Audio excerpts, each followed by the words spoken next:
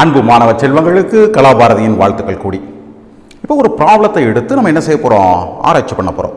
ஆனால் அதற்கு முன்னாடி பிள்ளைகளுக்கு சில அறிமுகங்கள் நான் தரணும். என்ன அறிமுகங்கள் தரணும்? எந்த ஒரு புது சப்ஜெக்டை படிக்கிறதுனாலும் அதில் இருக்கக்கூடிய பல வார்த்தைகளுக்கு நமக்கு பொருள் தெரியணும். இப்போ நியூட்டனுடைய மெக்கானிக்ஸ் நம்ம படிக்கிறோம் அப்படின்னு சொன்னால் ஃபோர்ஸ்னா என்ன, மொமெண்டம்னா என்ன, மாஸ்னா என்ன, டைம்னா என்ன, ஸ்பேஸ்னா என்ன, இதெல்லாம் டிஃபைன் பண்ணதுக்கப்புறம் தான் நியூட்டனுடைய ஃபர்ஸ்ட் லாவோ செகண்ட் லாவோ தேர்ட் லாவோ நம்ம புரிஞ்சுக்க முடியும், மெக்கானிக்ஸை புரிஞ்சுக்க முடியும். அதே மாதிரி thermal engineering or heat and thermodynamics இந்த சப்ஜெக்டை நீங்கள் படிக்கணும்னா இதற்குள்ளேயே சில வார்த்தைகள் இருக்குது. இந்த வார்த்தைகளுக்கு துல்லியமான மீனிங் இருக்குது. அந்த அர்த்தத்தில் தான் உலகத்தில் இருக்கக்கூடிய விஞ்ஞானிகளும் அறிவியல் வல்லுநர்களும் அதை பயன்படுத்துவாங்க. அவங்க என்ன அர்த்தத்தில் பயன்படுத்துகிறாங்களோ அதே அர்த்தத்தில் உங்களுக்கும் புரியணும். ஏன் இதை சொல்கிறேன் அப்படின்னு கேட்டிங்கன்னா, பொதுவாக பல வார்த்தைகளை நம்ம சாதாரணமாக பயன்படுத்துவோம். உதாரணத்துக்கு எலக்ட்ரிசிட்டி எடுத்துக்கிட்டிங்கன்னா வோல்டேஜ் இருக்கான்னு கேட்போம், கரண்ட் இருக்கான்னு கேட்போம், பவர் இருக்கான்னு கேட்போம். ஒரு சாதாரண மனிதரை பொறுத்த வரைக்கும் இது எல்லாமே ஒன்று தான். ஆனால் ஒரு இன்ஜினியருக்கோ ஒரு சயின்டிஸ்ட்டுக்கோ இதெல்லாம் ஒரே அர்த்தம் இல்லை, எல்லாத்துக்கும் வெவ்வேறு பொருள் இருக்குது. அதே மாதிரி சாதாரண மனிதருக்கு ஹீட்னா டெம்பரேச்சர், ஹாட், கோல்டு இதெல்லாம் ஒரே அர்த்தத்தில் அவங்க பயன்படுத்துவாங்க. ஆனால் ஒரு தெர்மல் இன்ஜினியருக்கு இதெல்லாம் ஒரே அர்த்தம் அல்ல. இந்த எல்லாத்துக்கும் எக்ஸாக்ட் மீனிங் இருக்குது. சயின்ஸில் என்ன அர்த்தத்தில் அதை பிரயோகம் பண்ணுறாங்களோ அந்த சென்ஸை நம்ம புரிஞ்சுக்கணும். Right. So first point sir உங்கள் பிள்ளைகளுக்கு என்ன சொல்ல விரும்புகிறேன்னு கேட்டிங்கன்னா, தெர்மோடைனமிக்ஸ் மாதிரி ஒரு ஃபீல்டு படிக்கும் பொழுது அங்கே உள்ள இப்போ மெக்கானிக்ஸ் படிக்கும் பொழுது நம்ம மாஸ் அப்படிங்கிறத பயன்படுத்துவோம், ஃபோர்ஸ் அப்படிங்கிற வார்த்தைகளை பயன்படுத்துவோம். இங்கே பொதுவாக நீங்கள் எடுத்துக்கிட்டிங்கன்னா இங்கே இந்த வார்த்தைகளை பயன்படுத்த மாட்டோம். ஏன்னா ஒரு பாய்லரில் நீங்கள் வாட்டரை ஹீட் பண்ணும் பொழுதோ ஒரு பிஸ்டனை மூவ் பண்ணும் பொழுதோ மாஸ் பெரிய கிரைட்டீரியா வராது. இங்கே மெயின் கிரைட்டீரியா வர்றது வால்யூம், ப்ரெஷர், இதுதான் வரும். ஆனால் நீங்கள் பார்த்தீங்கன்னா எல்லா தெர்மோடைனமிக் ஈக்குவேஷன்லையும் இந்த ப்ரெஷர் வால்யூம் தான் இருக்கும். தென் டெம்பரேச்சர். நல்லா ஆழமாக யோசிச்சு பார்த்தா ப்ரெஷர், டெம்பரேச்சர், வால்யூம் இந்த மூணுக்கு நடுவில் இருக்கக்கூடிய ரிலேஷன் தான் மொத்த தெர்மோடைனமிக்ஸும். Try to understand. அப்போ இது சம்பந்தப்பட்ட மற்ற சில வார்த்தைகளும் நம்ம புரிஞ்சுக்கிடணும். அதில் ஃபஸ்ட்டு வார்த்தை சார் சொல்ல விரும்புகிறது என்னன்னு கேட்டிங்கன்னா டெம்பரேச்சர். இந்த டெம்பரேச்சருங்கிற வார்த்தையும் பல நேரங்களில் தவறாக புரிந்து கொள்ளப்படுது. நீங்களே யோசிச்சு பாருங்க, டெம்பரேச்சர் அப்படின்னா நீங்கள் என்னென்ன அர்த்தம் அதுக்கு? ரொம்ப நுட்பமாக புரிஞ்சுக்கிறதுக்காக சார் ஒரு விஷயம் சொல்கிறேன். Try to understand. சூடான ஒரு சட்டியை நம்ம தொட்டோம்னா கை பொத்து போயிருது, அது ஹை டெம்பரேச்சரில் இருக்குது. ரைட், நம்ம கை பொத்து போயிருது, பாயில் ஆயிருதுன்னு சொல்கிறோம், வெந்துருச்சுன்னு சொல்கிறோம். ஏன் நடக்குது இது? நுட்பமாக யோசிச்சு பார்த்தீங்கன்னா அப்போ அந்த டெம்பரேச்சருங்கிறது எதை மீன் பண்ணுதுன்னு கேட்டிங்கன்னா அதுக்குள்ள there is some microscopic vibration. Right, இந்த வைப்ரேஷனுடைய மெஷர் தான் டெம்பரேச்சர். அந்த வைப்ரேஷனை தான் we call this as hotness.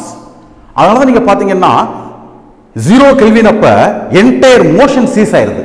when we say 0 kelvin, 0 கெல்வின்ங்கிறது அப்சல்யூட் ஜீரோ. அப்சல்யூட் ஜீரோங்கிற ஒரு டெம்பரேச்சர் போனீங்கன்னா every motion ceases to exist, there is no motion.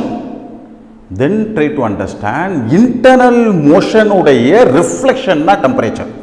நுட்பமாக பார்த்தீங்கன்னா therefore டெம்பரேச்சர் என்ன சொல்றாங்க கேட்டிங்கன்னா it is the measure of degree of hotness or degree of coldness.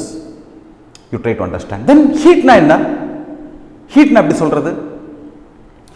ஆரம்ப காலத்திலிருந்து ஹீட்டை பற்றின புரிதலில் பிழைகள் இருக்கு.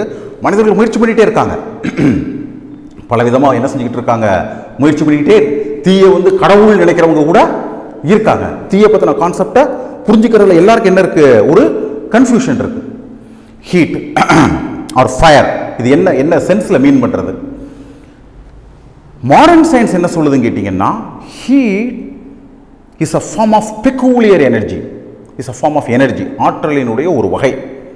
ஏன் இதை ஒரு பெக்கூலியர் எனர்ஜின்னு சொல்கிறோம்?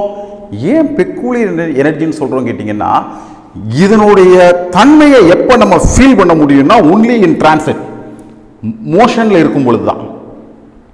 ஹீட்னு சொன்னால் ஹீட் இஸ் இன் டிரான்சிட், ஹீட்னு சொன்னால் ஹீட் எனர்ஜி இயக்கத்தில் இருக்கிறது. எப்போ ஹீட் எனர்ஜி இயக்கத்துக்கு வருது? ஃபார் எக்ஸாம்பிள் இங்கே ஹாட் டெம்பரேச்சர் வச்சுருக்கீங்க, இங்கே சே கோல்டு டெம்பரேச்சர், சில்லுன்ற கண்டிஷன் இருக்குது. நீங்கள் ரெண்டே வச்சிங்கன்னா இங்கேருந்து இங்கே எனர்ஜி என்ன ஆகும்? ட்ரான்ஸ்ஃபர் ஆகும். This energy is what is called as heat energy. Now understand, heat எனர்ஜின்னு சொன்னால் this is the energy in transit. Energy குறித்து வச்சுக்கோங்க, எனர்ஜி இன் டிரான்சிட். இதுக்குள்ள அதே ஹீட் எனர்ஜி இருக்கு. Wrong statement. இருக்கு அப்படின்னு சொன்னா it is in static condition. Heat is in dynamic condition, dynamic state. Right. So இதுதான் பிரின்சிபல். இதே மாதிரி ஒர்க்கை பற்றி நம்ம புரிஞ்சுக்கணும். ரைட். சாதாரணமாக உங்களுக்கு தெரியும், எனர்ஜி ஆற்றல், ஆற்றலை செலவு பண்ணால் வேலை நடக்கும். This is work. அப்போ இதுக்குள்ள இவ்வளோ ஒர்க் இருக்கு நீங்கள் சொல்ல முடியாது. You try to understand. ஒரு சிஸ்டத்தில் ஒர்க்கை எப்படி ரிலேட் பண்ணலான்னா, அந்த சிஸ்டம் ஒர்க் பண்ணுது இல்லை அந்த சிஸ்டம் மேலே ஒர்க் பண்ணுறோம். Try to understand. Right. System work பண்ணிச்சுன்னா we get எனர்ஜி. சிஸ்டம் மேலே நம்ம ஒர்க் பண்ணோம்னா we give எனர்ஜி. அல்ஜிப்ரிக்ல போலாரிட்டி அக்கார்டிங்காக நம்ம போட்டுக்கிடுவோம். You try to understand. So இந்த பிரின்சிபல் தெரிஞ்சால் மட்டும்தான் தெர்மோடைனமிக்ஸில் இருக்கக்கூடிய பலவிதமான பிரின்சிபிள்ஸை நம்ம அப்ளை பண்ணும் பொழுது நமக்கு கிளாரிட்டி கிடைக்கும். இந்த கிளாரிட்டி கிடைக்கணுங்கிறதுக்காகத்தான் இந்த ப்ராப்ளம் கொடுத்துருக்காங்க. இப்போ இந்த ப்ராப்ளத்தை பாருங்கள், என்ன கேட்குறாங்கன்னு புரிஞ்சுக்கோங்க. A lake has more rain. Right. A hot cup of coffee has more heat. Right. கொடுத்துட்டு என்ன கேட்குறாங்க, what is wrong in this two statements? இந்த ஏரியில் அதிக மழை உள்ளது, குவளையில் உள்ள சூடான தேநீரில் அதிக வெப்பம் உள்ளது. இதில் என்ன இருக்கு, என்ன பிழைன்னு கேட்குறாங்க. Now let us try to understand. இங்கே எ லேக் ஹேஸ் மோர் ரெயின் அப்படின்னு சொல்கிறாங்க. என்ன பிழை? அதில் என்ன தவறு இருக்கு? என்னன்னா இங்கே பிழை எங்கே இருக்குன்னு கேட்டிங்கன்னா, இட் ஹேஸ் மோர் ரெயின்னு சொல்கிறாங்க. தேர் மே பி ஹெவி ரெயின், அதிக மழை பெஞ்சிருக்கலாம். மழைனா அப்போ என்ன அர்த்தம்? Water in transit is rain. Try to understand. கிணத்துக்குள்ள அதிக மழை இருக்குன்னு சொல்ல முடியாது. கிணத்துக்குள்ள அதிக தண்ணி இருக்குன்னு சொல்லலாம், ஆற்றில் அதிக தண்ணி இருக்குன்னு சொல்லலாம். கட்டிப்பான். ஸோ அப்போ இதில் இருக்கக்கூடிய பிழை என்ன? எ லேக் ஹேஸ் மோர் வாட்டர். ஏரியில் அதிக நீர் இருக்கு, கரெக்ட். ஏரியில் அதிக மழை இல்லை. மழைன்னா என்ன அர்த்தம்? மேகத்திலிருந்து பூமிக்கு தண்ணி டிரான்ஸ்ஃபர் ஆகக்கூடிய அந்த ப்ராசஸ் தான் மழை. அதிக மழை பெஞ்சுன்னா நிறைய தண்ணீர் தேங்கும். This is the understanding. So இதுதான் play. Lake has more water. புரியுதுங்க உங்களுக்கு? அப்போ இந்த வார்த்தை பிரயோகங்களில் we should be cautious. அடுத்தது பாருங்க, a hot cup of half coffee has more heat. இது என்ன அர்த்தம் இருக்கு? இது என்ன இருக்கு? என்ன பிழை இருக்கு? நல்லா யோசிச்சு பாருங்க. சார் சொன்னேன், ஹீட்னா எனர்ஜி இன் டிரான்சிட்னு. இங்க எனர்ஜி அவங்க எப்படி பயன்படுத்துறாங்க? as if energy is in static condition. நிலையா இருக்கு, எனர்ஜி நிலையா இருக்கு அப்படிங்கிற அர்த்தத்தில் பயன்படுத்துறாங்க. எனர்ஜி, ஹீட் எனர்ஜி நிலையா இருக்க முடியாது. ஹீட் எனர்ஜி இதில் தான் இருக்க முடியும், டிரான்சிட்ல இருக்கும். அப்போ ஒரு கேள்வி வரும், ஹீட் எனர்ஜி இங்க இருந்து இங்க டிரான்ஸ்ஃபர் ஆயிடுச்சு, ஒரு சிஸ்டத்துல இருந்து இன்னொரு சிஸ்டம் டிரான்ஸ்ஃபர் ஆயிடுச்சு. அப்போ அதை எப்படி எக்ஸிபிட் பண்ணும்? ரெண்டு வழியும் உங்களுக்கு தெரியும். ஒரு பார்வைக்கு எப்படி தெரியும்னா டெம்பரேச்சர் கூடி இருக்கும். This is number one. Number two, மேத்தமெட்டிக்கலா சொன்னீங்கன்னா அதோட இன்டர்னல் எனர்ஜி கூடி இருக்கும். இன்டர்னல் எனர்ஜி பத்தி சார் இன்னொரு சொல்லி தரேன். இட் ஹஸ் காட் நிறைய கனெக்ஷன்ஸ் இருக்கு இன்டர்னல் எனர்ஜியோட டீப்பர் மீனிங்ல. நவ் அண்டர்ஸ்டாண்ட், ஹீட் எனர்ஜி ஒரு சிஸ்டத்துல இன்னொரு சிஸ்டத்துக்கு போயிடுச்சுன்னா அங்க அது இன்டர்னல் எனர்ஜியா ப்ரொனவுன்ஸ் ஆகும், not as heat energy. So அப்போ என்ன அர்த்தம்? ஒரு கப் ஆஃப் காஃபியில் has more heat. Wrong. Correct understanding is a hot cup of coffee is more hot. It is more hot. சூடாக இருக்கு, அவ்வளோதான். அதில் அதிக வெப்பம் இருக்கிறது. ராங். இதுதான் பிள்ளைகளை இதை பற்றின அண்டர்ஸ்டாண்டிங். இதுக்கு அடுத்து பார்த்தீங்கன்னா சார் சீக்வன்ஸாக ப்ராப்ளம் சால்வ் பண்ணுறேன். அந்த ப்ராப்ளத்தை நீங்கள் கவனமாக ஒன்று ஒன்றா பார்த்துக்கிட்டே வந்தீங்கன்னா ஹோல் தியரி உங்களுக்கு என்ன ஆயிரும்? கிளாரிட்டி கிடைச்சிரும். ஏன்னா தெர்மோடைனமிக்ஸ் பொதுவாக ரொம்ப கஷ்டமான ஃபீல்டுன்னு சொல்லப்படுது.